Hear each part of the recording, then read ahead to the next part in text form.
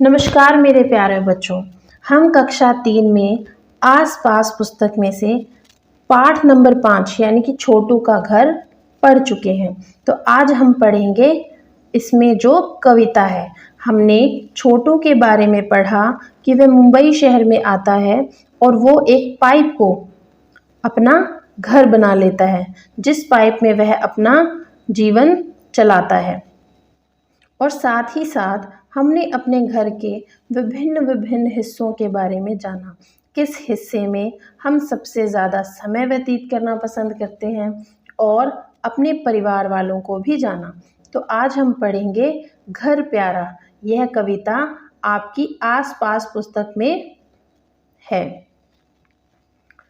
घर प्यारा, सदा यही तो कहती हो माँ, घर यह सिर्फ हमारा अपना। लेकिन माँ कैसे मैं मानूं, घर तो यह कितनों का अपना। कि आप माँ हमेशा यही कहती हैं कि घर यह सिर्फ हमारा है, परंतु मैं ये कैसे मान लूँ, क्योंकि घर में तो बहुत सारे लोग रहते हैं। तो घर तो यह कितनों का प्यारा। अब वो कितनों में किन्हें गिन रहा है, हम ये जानेंगे। देखो तो कैसे ये चूहे खेल रहे हैं पकड़म पकड़ी, कैसे मच्छर टहल रहे हैं, कैसे मस्त पड़ी है मकड़ी। अब जब उसने पूछा कि घर तो यह कितनों का अपना में, वो इन लोगों को काउंट कर रहा है, इन लोगों को गिन रहा है कि देखो ये कैसे ये चूहे, कि हमारे घर में तो चूहे भी रहते हैं। चूहे यहाँ पर पकड़म पकड़ी खेल रहे हैं और मच्छर यहाँ पर टहल रहे हैं और मस्त मकड़ी यहाँ पर आराम से रेस्ट कर रही है, आराम कर रही है। तो उसने कहा कि माँ मैं ये कैसे मान लूँ कि ये सिर्फ हमारा अपना घर है, इसमें तो बहुत सारे लोग रहते हैं। घर तो यह कितनों का अपना, कि कितने ही जानवर भी इसमें रहते हैं। क्योंकि हमने छोटू का घर जब पाठ पढ़ा था तो उसमें हमने ये भी पढ़ा कि हमारे घर में हमारी मर्ज़ी से भी कुछ जानवर रहते हैं और कुछ जानवर हमारी बिना मर्ज़ी के भी रहते हैं। तो वही हम इसमें भी पढ़ रहे हैं। और छिपकली को तो देखो चलती है जो गश्त लगाती, अरे कतारें बांधे बांधे कहाँ चींटियाँ दौड़ी जाती। आपने अपने घरों में चूहे, छिपकलियाँ, मच्छर, खटमल, कॉकरोच ये सब देखे होंगे।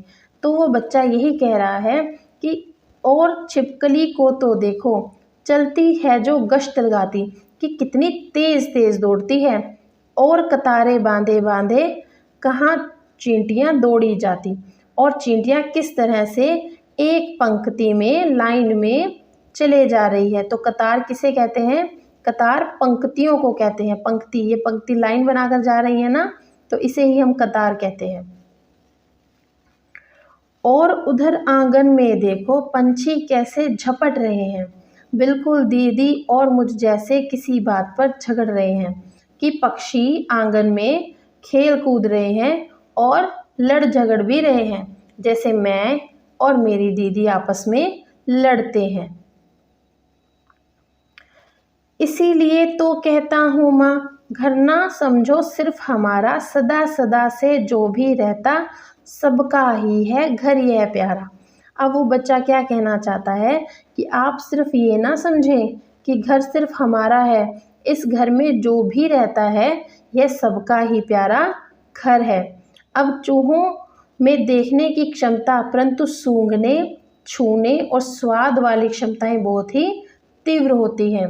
तो आज हमने एक अलग चीज़ जानी कि चूहों में देखने की क्षमता तो कम होती है, परंतु सूंघना, छूना और स्वाद वाली जो क्षमताएं हैं वो बहुत ही ज़्यादा तीव्र होती हैं। तो इस बच्चे ने कितना अच्छा संदेश दिया है।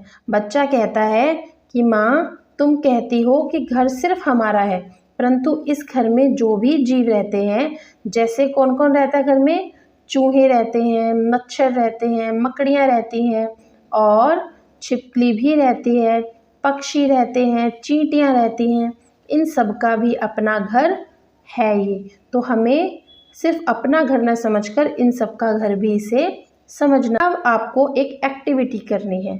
ऐसे 2 जानवरों के चित्र बनाने हैं जो हमारी मर्जी के बिना हमारे घर में रहते हैं। चित्र के नीचे उनका नाम भी लिखिए और उनमें रंग भी भरिए। जैसे हमारी मर्जी के बिना हमारे घर में चूहे रहते हैं। क्या आप चाहते हैं आपके घर में चूहे रहें? नहीं, तो चूहे हमारी मर्जी के बिना रहते हैं। और छिपकली भी हमारे घर में हमारी मर्जी के बिना रहती है। और कौन रहता है हमारे घर में हमारी मर्जी के बिना? मच्छर। मच्छर भी हमारे घर में हमारी मर्जी के बिना ही रहते हैं। और मकड़ी भी हमारे घर में रहती है। तो इस तरह से आप यहाँ पर कोई 2 जानवर बनाइए और उनमें रंग भरिए और उनका नीचे यहाँ पर नाम भी लिखिए।